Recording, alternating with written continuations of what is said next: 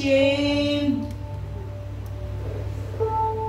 Day I pray, Jesus, take my sins away. And Jesus, when I was born again,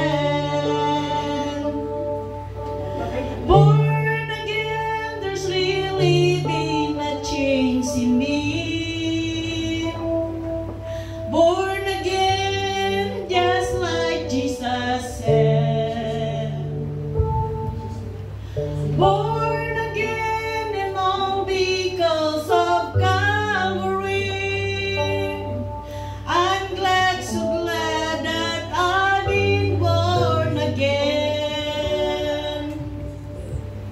One man came to Jesus, John in chapter 3, and so afraid, so afraid. Mister, you're from God, I really do believe. And Jesus said, be born again.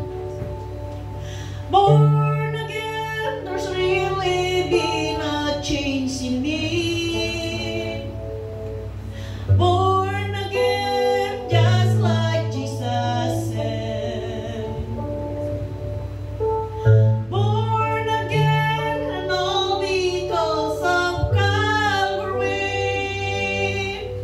I'm glad, so glad that I've been born again.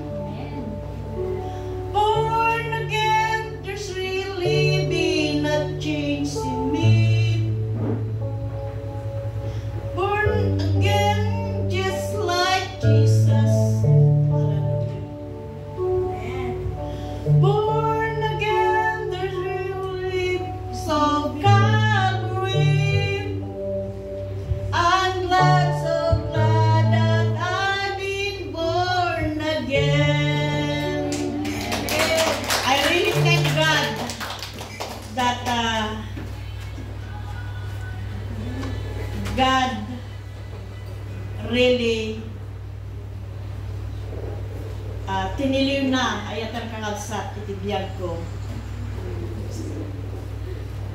Tano saan nga tiniliw ti ako itibiyag ko mabalin na awanak tanta iti nang titengaan nyo.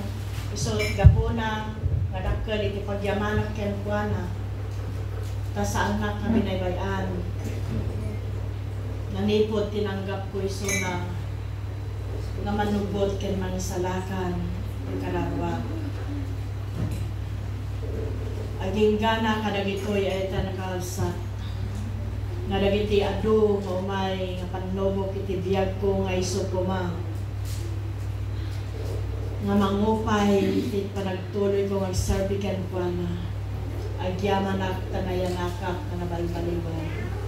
Kadagitoy may nga pagsubok ti biyag ko. Iso da itaramatag nga pagsanggirak ken iso iti aramatag nakalasag ko iti panpanagnak iti daytoy nga logo. Ket yaman ak iti apo ti sanang panangbaybay-akan niya. Itinaldaw-aldaw. To God be the glory. Amen. Hallelujah.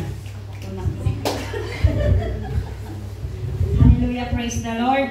I believe that when we speak about the goodness of God, everybody is not exempted. We should always say that God is good sa ating buhay. Dahil indeed na siya ay kumikilos, ang Holy Spirit ay kumikilos sa between sa bawat isa sa atin.